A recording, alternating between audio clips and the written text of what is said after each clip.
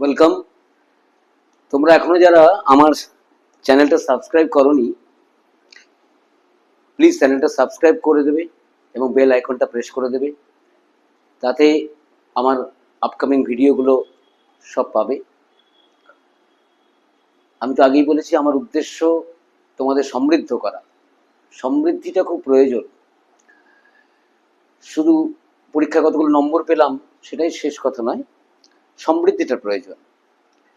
তো আগের ভিডিওতে আমি 10টা rarely used but very effective idioms নিয়ে আলোচনা করেছিলাম। আজকেও ঠিক তেমনি 10টা নিয়ে বলবো, কারণ এগুলো ইডিয়মস অনেক আছে, এগুলো খুব কম ব্যবহৃত হয় কিন্তু ভেরি এফেক্টিভ এবং ভেরি ডিসেন্ট ইডিয়মস। সুন্দর, শব্দগত দিক থেকেও সুন্দর, প্রয়োগগত দিক থেকেও এর একটা সৌন্দর্য আছে। আমি তো আগেই বলেছি যে বাক্যের মধ্যে ইডিয়ামের যদি ব্যবহার করতে পারো, সুন্দর ফ্রেজের যদি ব্যবহার করতে পারো, বাক্যের সৌন্দর্য অনেক বেড়ে যাবে। কারণ ল্যাঙ্গুয়েজ একটা আর্ট। ল্যাঙ্গুয়েজ কতগুলো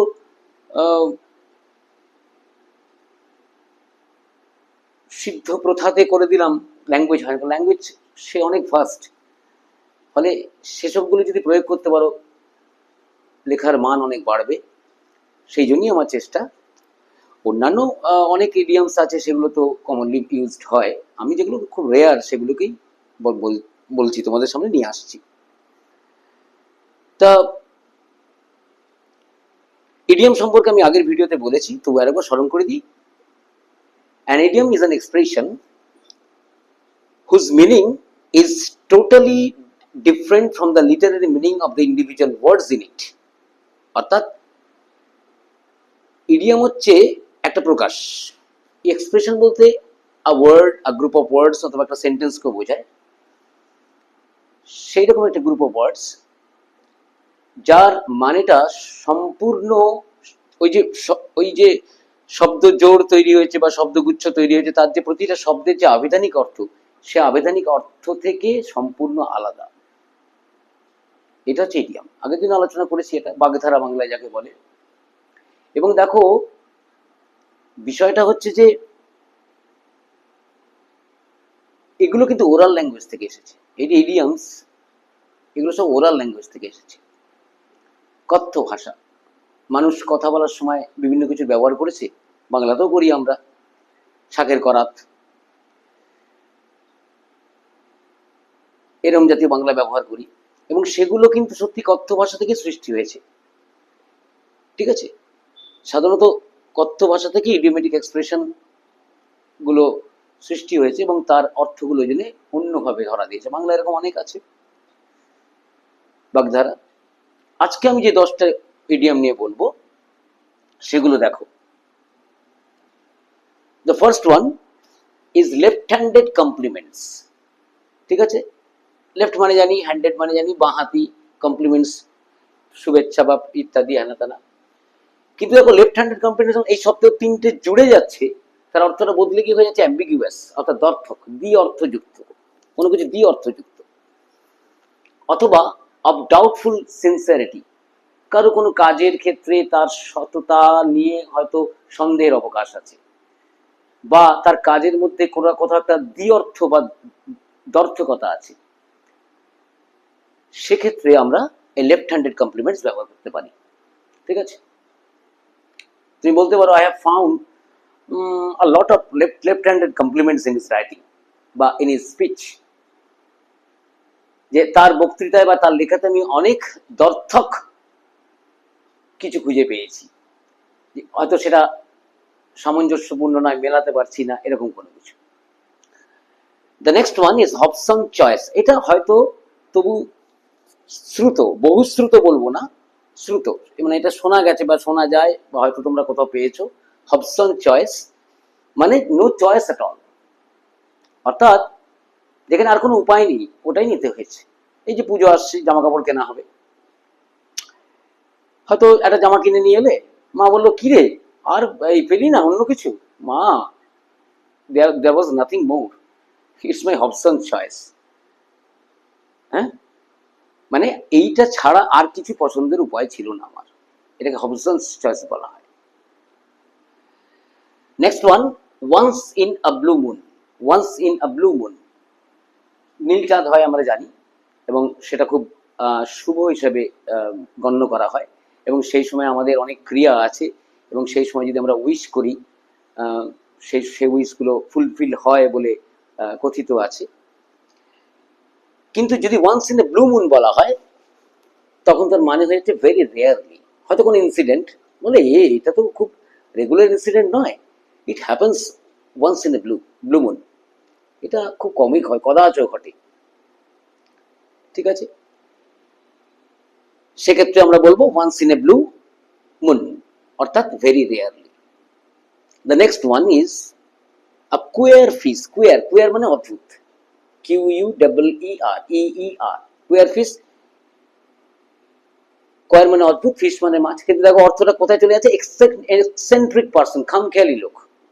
ও ho, you are so a queer fish, you can't take responsibility of others.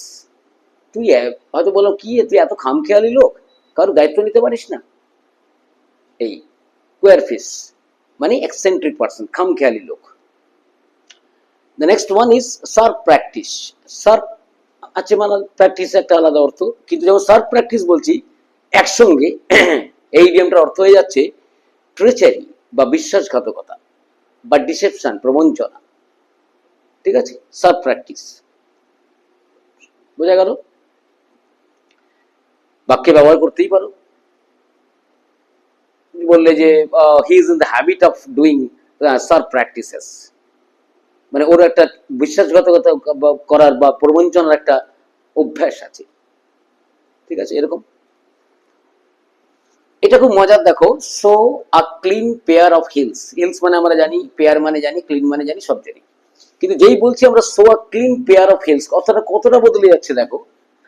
এটা হচ্ছে পালানো, free, escape, অ্যাবসকন্ড, run away, make of, পালানো, সব পালানো ইংরেজি করলাম। তাহলে দেখো so a clean pair of hills অর্থাৎ এসকেপ। হয়তো বললাম just when the police came to the spot, they showed a clean pair of heels. They showed a clean pair of heels, মানে they escaped. দেখো এসকেপটা বলাই যায়, কিন্তু এই যদি আমরা এই ইডিয়ামটাকে ব্যবহার করি, বাক্যটা কত সুন্দর হয়ে উঠবে, তাই তো? এসকেপ জানি, ফ্রি জানি, ব্যবহার করাই যায় এগুলো। কিন্তু যেই আমরা করলাম a showed a clean pair of heels, দেখো কি সুন্দর একটা, বাক্যটার সৌন্দর্য বেড়ে গেল। আলংকারিক করা বাক্যকে, আমি কতগুলো জার্গনস, কতগুলো বোম্বাস্টিক ওয়ার্ড দিয়ে বাক্যটাকে ভারী করে ফেলবো না, কিন্তু আমি ছোট ছোট এরকম মিডিয়ামস ব্যবহার করে বাক্যের অলঙ্করণটা কিন্তু করতে পারি, তাই তো? Next one, rest on one's laurels. Laurels actually এটা একটা এভারগ্রিন শ্রাব, অর্থাৎ চিরহরিত গুল্ম। কিন্তু যখন বলছি রেস্ট অন ওয়ান্স হিলস, মানে হিজ অর হার হিলস বলতে পারো, মাই হিলস, মাই, যে কোনো কিছু ব্যবহার করা যাবে, যে কোনো পজিটিভ ব্যবহার করা যাবে। ঠিক আছে, পজিটিভ প্রোনাউন ব্যবহার করা যাবে। তো rest on one's, rest on one, sorry, knowledge মানে to be satisfied with gain success, কোনো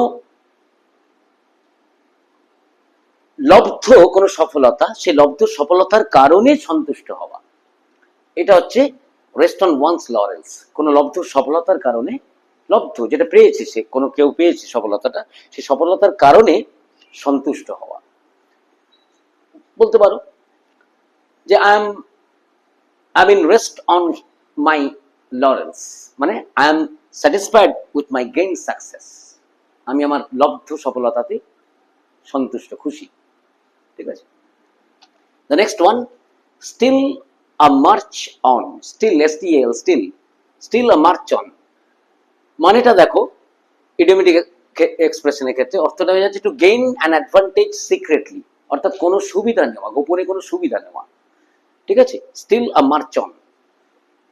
ঠিক আছে, he stole a march on, march on when the problems was arising, যখন সমস্যাটা বাড়ছিল সে একটা গোপনে সুযোগ সুবিধা নিয়ে নিল, এইভাবে বলতে পারি। স্টিল আ মার্চ অন মানে to gain advantage secretly.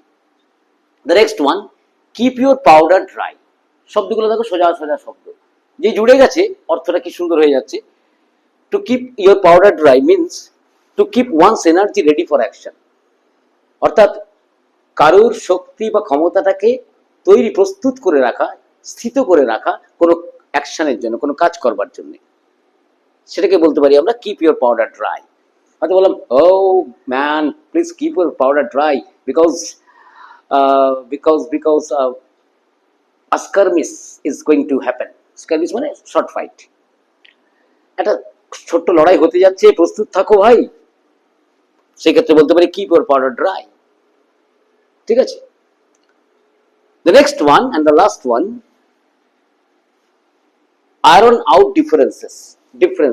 Iron out differences অর্থাৎ to finish any controversy or contention, কোনো বিতর্ক, কোনো বাদানুবাদকে শেষ করা, তাকে আমরা বলবো iron out differences. কোনো বিবাদ, কন্ট্রোভার্সি মানে বিবাদ, কন্টেনশন বিতর্ক, বাদানুবাদ, বিতর্ক বা বিবাদ, এগুলোকে শেষ করা। সেক্ষেত্রে আমরা বলতে পারি আয়রন আউট, ওহো please iron out the differences, বা প্লিজ আয়রন আউট ডিফারেন্সেস, মানে কন্টেনশনটা, বিতর্ক, কন্ট্রোভার্সিটা থামা। ঠিক আছে, শেষ করলাম, আবার আসবো অন্য কিছু নিয়ে।